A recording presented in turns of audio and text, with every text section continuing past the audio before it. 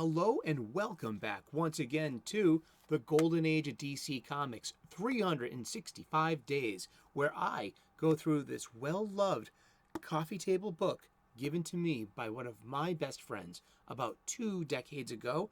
It's been surfing my coffee table ever since, and it's a great excuse to have comic book shop style conversations. It really is. I miss those conversations at ye old comic book emporium and shop. I would call it the funny book bodega. That's just me being silly me. But this is a great book. Abrahams Press, 2004, written and curated by Les Daniels, Chip Kidd, and Geoff Spear. The link is in the description if you want your own copy on Amazon. Less than $20 last time I checked, and it makes a great addition to any coffee table. And what goes great with coffee tables, coffee table talk, and coffee table people? Freshly brewed coffee, delicious, globally curated, freshly roasted. Tanzanian pea berry. Very, very nice roast. It's a medium bean, medium roast, good stuff. And back to the coffee table book. The Golden Age of DC Comics runs between 1938 and 1955. The Silver Age, 1956 to 1970. The Bronze Age. I'm a Bronze Age baby. 1970 to 1985, and I hear that there's a Copper Age beginning in 1985, which I'm beginning to warm up to.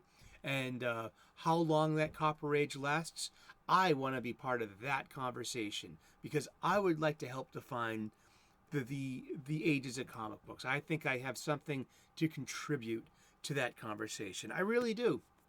But let's use this book for its intended purpose. It's a page-a-day book. We're going to crack the book open to today's date. We're going to look at some comic book art of an Antediluvian age. We're going to read the blurb, and then we're going to talk about comic books. And we're going to talk about comic books every day for the rest of the year. 3 p.m. U.S. Eastern daily. And so, yeah, let's get to it.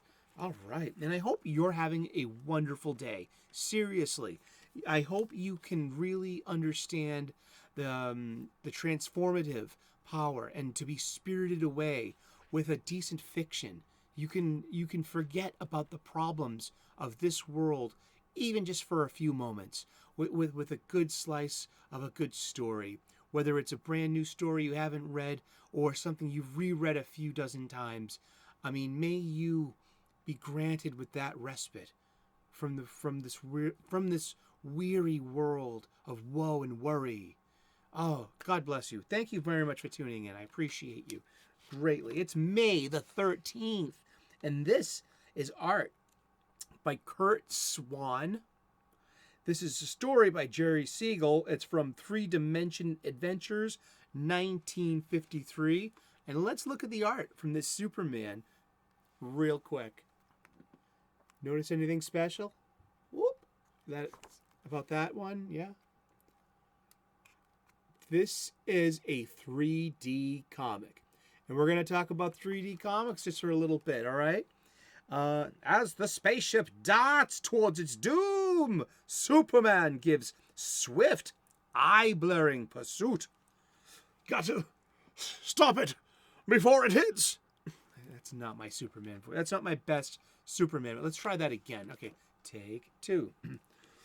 Dun, dun, dun, dun. I've got to stop it before it hits. I can do better than that.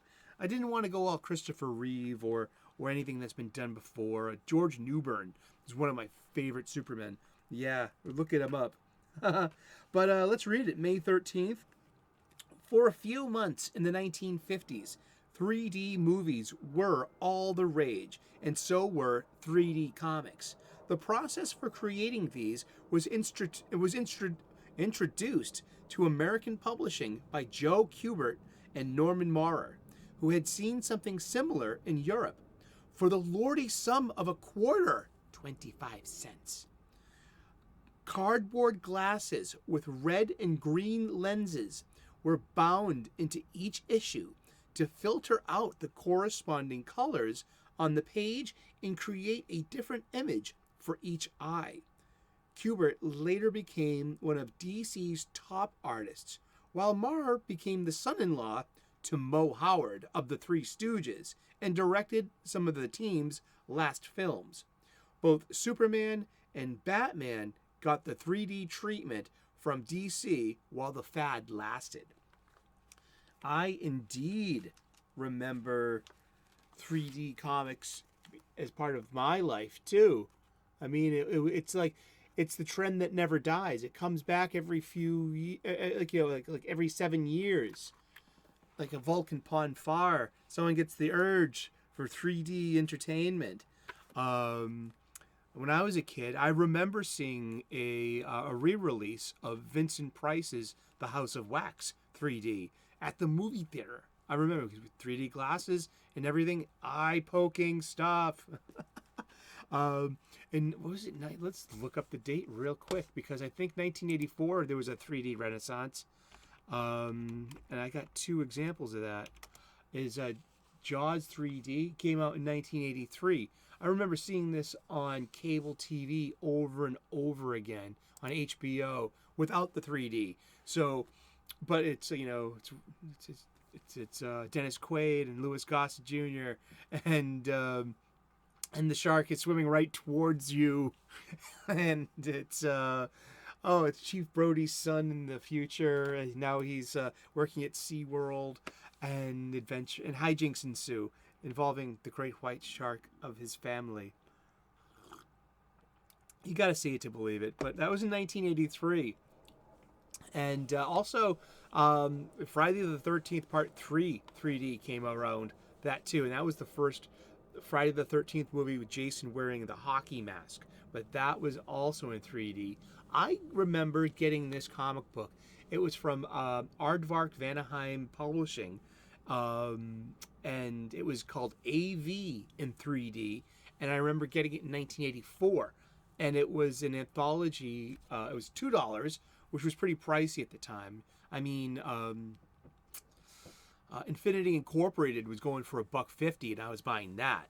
I mean, so that's, and I mean, 75 cents in '84 was, I think about like $1.75 or so. Looked at, I mean, or maybe about $1.50. I looked at this up the other day. I have some weird fascination with cover price compared to modern cover price, especially in terms of value and what you're getting and what you're paying for. And that's going to be another subject coming up later on during the year. We'll get more and more into like tables of inflation and versus, are you getting a value for your dollar buying superhero comic books these days? And but yeah, it was called AV in 3D.